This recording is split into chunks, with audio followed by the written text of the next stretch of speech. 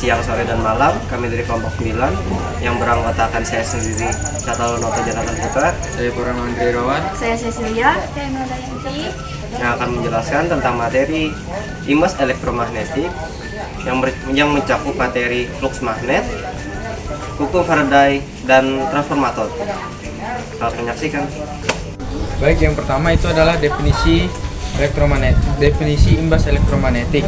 Nah, imbas elektromagnetik atau induksi elektromagnetik adalah fenomena di mana arus listrik dihasilkan dalam sebuah konduktor ketika konduktor tersebut mengalami perubahan medan magnet. Nah, fenomena ini pertama kali ditemukan oleh Michael Faraday pada tahun 1831 yang dikenal sebagai hukum Faraday tentang induksi elektromagnetik. Nah, selanjutnya hukum ini menjelaskan bahwa perubahan medan magnet yang melalui suatu rangkaian listrik akan menghasilkan gaya gerak listrik atau gaya yang menyebabkan arus listrik.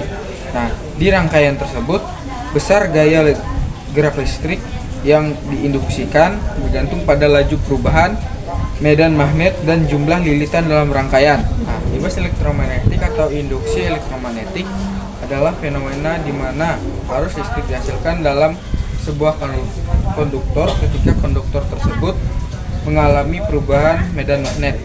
Nah, fenomena ini pertama kali ditemukan oleh Michael Faraday pada tahun 1831 yang dikenal sebagai hukum Faraday tentang induksi elektromagnetik. Nah, selanjutnya hukum ini menjelaskan bahwa perubahan medan magnet yang melalui suatu rangkaian listrik akan menghasilkan gaya gerak listrik atau gaya yang menyebabkan arus listrik. Nah, di rangkaian tersebut, besar gaya gerak listrik yang diinduksikan bergantung pada laju perubahan medan magnet dan jumlah lilitan dalam rangkaian. Itu adalah hukum Faraday.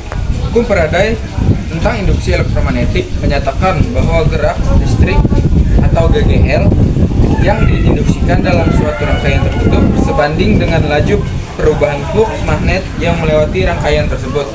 Nah, hukum ini merupakan dasar dari fenomena induksi elektromagnetik yang menjelaskan bagaimana perubahan medan magnet dapat menghasilkan arus listrik.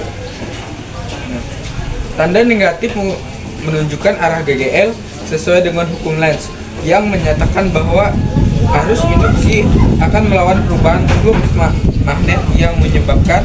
Hukum ini mendasari prinsip kerja banyak perangkat termasuk generator listrik, transformator, dan motor listrik di mana energi mekanik atau perubahan medan magnet diubah menjadi energi listrik. Terakhir itu adalah pengereman elektromagnetik. Pada beberapa kendaraan seperti kereta api atau lift, pengereman dilakukan dengan memanfaatkan induksi elektromagnetik.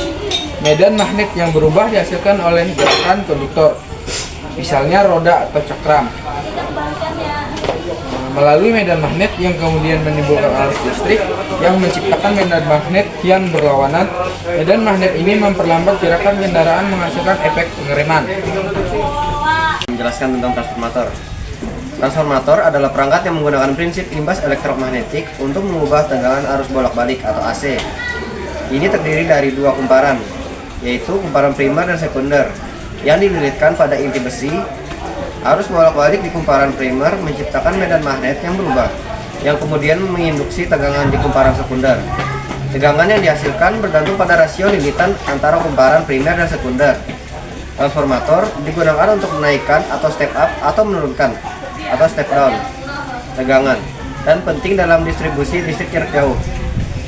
Prinsip kerja dari transformator yang pertama adalah arus bolak-balik atau AC mengalir melalui kumparan primer menghasilkan medan magnet yang berubah-ubah.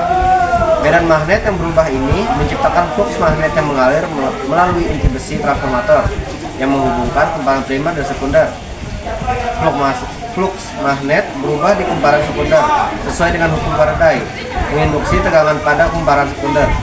Rasio tegangan antara kumparan primer dan sekunder bergantung pada rasio jumlah lilitan masing-masing kumparan. Jika lilitan sekunder lebih banyak, tegangan meningkat atau step up, dan jika lebih sedikit, tegangan menurun atau step down. Transformator. Transformator daya digunakan dalam distribusi listrik untuk mengubah tegangan tinggi menjadi tegangan rendah. Adaptor AC atau DC mengubah tegangan rumah menjadi tegangan yang lebih rendah. Untuk perangkat elektronik, contoh visual gambar transformator pada tiang listrik atau perangkat di rumah tangga. Untuk soal, di sini saya memiliki dua soal. Yang pertama, kita ingin mengubah tegangan AC dari 20 volt menjadi 110 volt dengan satu transformer. Tegangan 120 volt ini dihubungkan dengan kumparan fiber yang mempunyai 1000 limitan. Kumparan sekundernya harus mempunyai diketahui PP sama dengan 220 volt, sama dengan 110 volt, MP sama dengan 1000 limitan. Limitannya NS. Jawaban per PS sama P per NS. NS sama dengan PS MP sama dengan 110 per 220 dikali 1000 sama dengan 500 liter. Jadi kumparan sekunder jumlah 500 liter. Untuk soal kedua, dalam sebuah zat elektronia, 3 mol elektron dilewati selama suatu reaksi redoks. Tentukan muatan listrik yang dihasilkan menggunakan satu Faraday 1. Yang konstantan Faraday F adalah 96.499 sel C atau mol. Jawaban, rumus hukum Faraday 1 adalah Q sama dengan Fp, yang mana Q adalah muatan listrik, N adalah banyaknya mol elektron yang dilewati, dan F adalah konstanta Faraday. Q sama dengan 3 mol dikali 96.485 mol, Q 289.495 cc. Jadi, muatan listrik yang dihasilkan dalam sel elektronia tersebut adalah 249.455 coulomb. Kesimpulan, imbas elektromagnetik memungkinkan produksi listrik melalui perubahan flux magnet diterapkan dalam generator dan transformator untuk mengalirkan listrik secara efisien. Secara keseluruhan, imbas elektromagnetik memainkan peran kunci dalam produksi dan distribusi listrik yang efisien dengan memungkinkan konversi energi antara bentuk mekanik dan listrik serta mendukung teknologi distribusi yang berkelanjutan. Imbas ini menjadi pilar penting dalam infrastruktur energi modern. Inovasi yang berkelanjutan dalam penerapan prinsip ini diharapkan akan terus mendorong efisiensi dan berkelanjutan dalam sistem energi global. Sekian presentasi dari kami, mohon maaf jika ada kesalahan. Terima kasih.